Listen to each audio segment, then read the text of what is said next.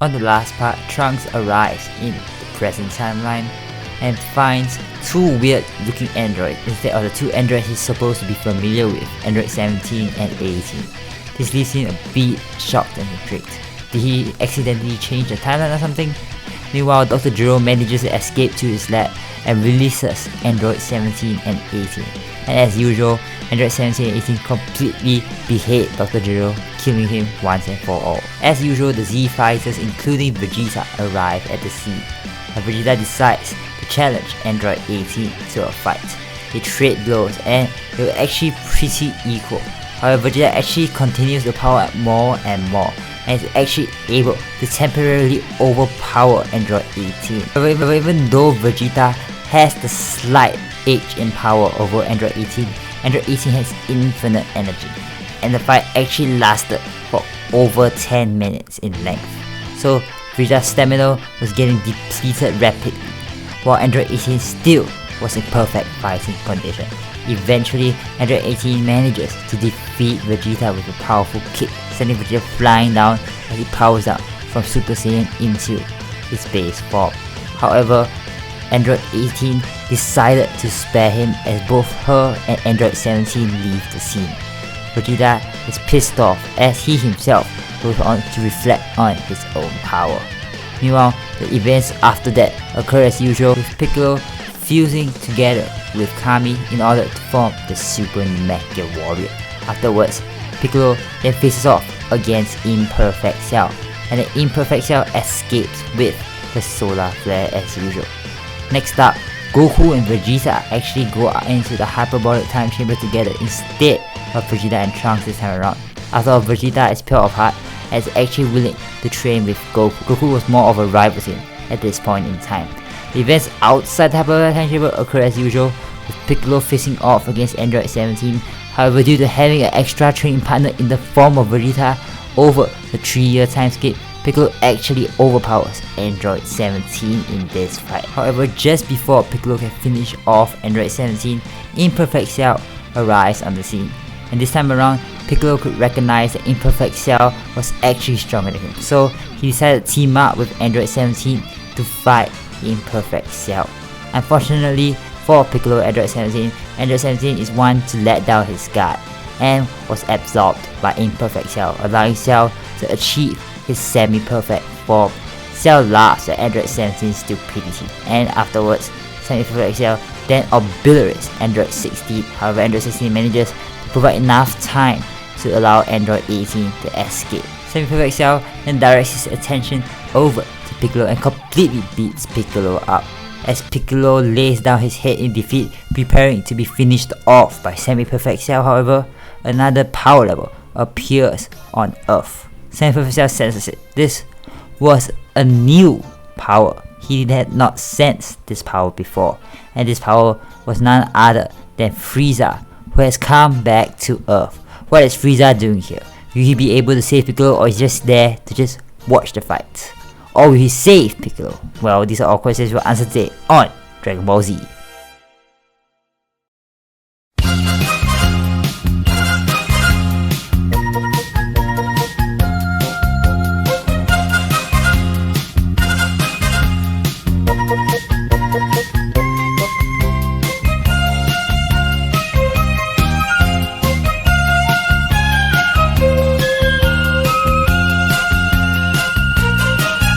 Frieza flies over to where the area was located, and Semi-Perfect Cell is actually pretty intrigued.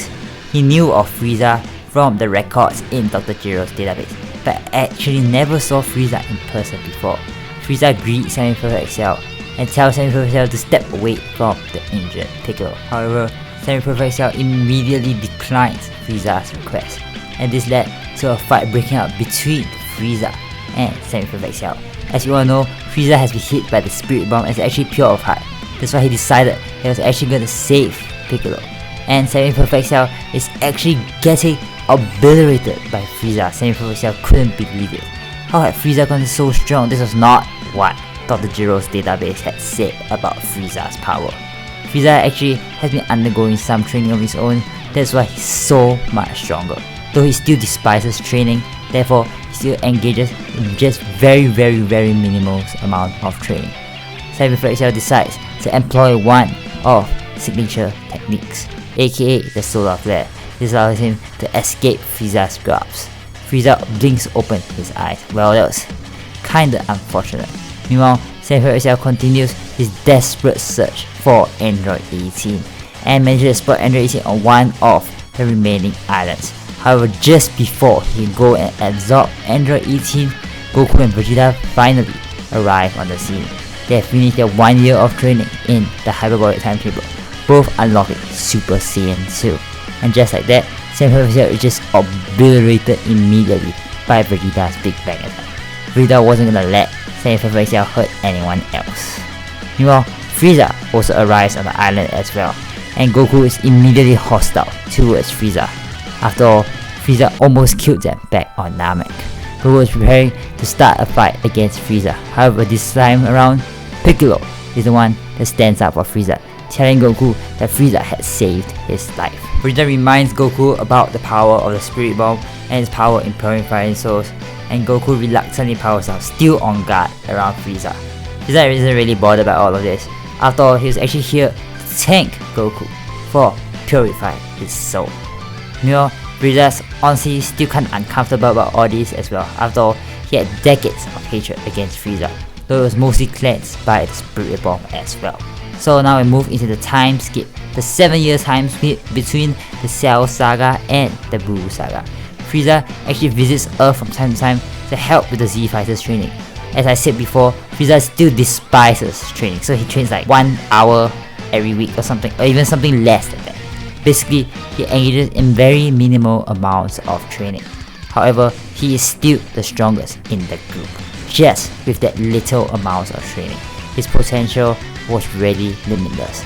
Meanwhile, Goku and Vegeta continue to try to catch up to Frieza as well, with both of them unlocking Super Saiyan 3. Yes, Vegeta is Super Saiyan 3 in this scenario, because Super Saiyan 3 is cool.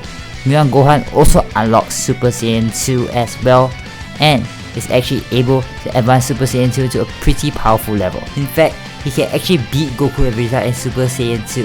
However, he has no access to the Super Saiyan 3 transformation. Now we've officially moved forward into the Buu Saga. The events occur as usual, with Gohan moving into high school and getting exposed by Videl. Afterwards, Videl threatens Gohan, and Gohan reluctantly agrees to train her and enter the World Tournament. So, the World Tournament Saga officially begins. However, one thing to note is that Android 17 and 18 are both dead in this scenario. So Frieza actually takes up Android 18's position in the tournament. And also, Krillin doesn't get married, so kinda sad for him.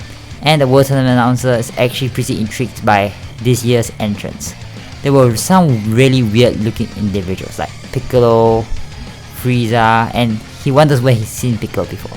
But anyway, enough about that. So we move onward, where the group meets Shin and Kibito, aka the Supreme Kais in disguise.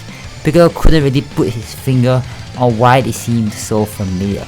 However, they immediately became hostile as they recognized Frieza. Wasn't Frieza supposed to be like an evil individual? What's he doing here on Earth of all places? Was he here to aid Majin Buu's revival? They're immediately suspicious of Frieza, were about to start a battle against Frieza.